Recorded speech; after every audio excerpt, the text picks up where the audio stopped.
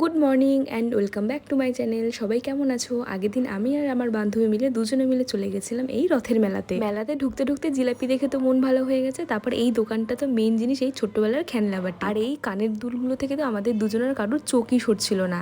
একটা দারুণ জিনিস সেখানে দেখতে পেয়েছি, সেটা হচ্ছে বাচ্চাদের এরকমভাবে ফেব্রিক কালার দিয়ে ট্যাটু করা, খুবই সুন্দর লাগছিল জিনিসগুলো। এরপর হাঁটতে হাঁটতে চোখে পড়লো ছোট্টবেলার এই যে পুতুলের সেই সেটগুলো, যেগুলো ডক্টর সেট ছিল, রান্নাঘরের সেট ছিল, কত বায়না করতাম এগুলো কিনে দেওয়ার জন্য।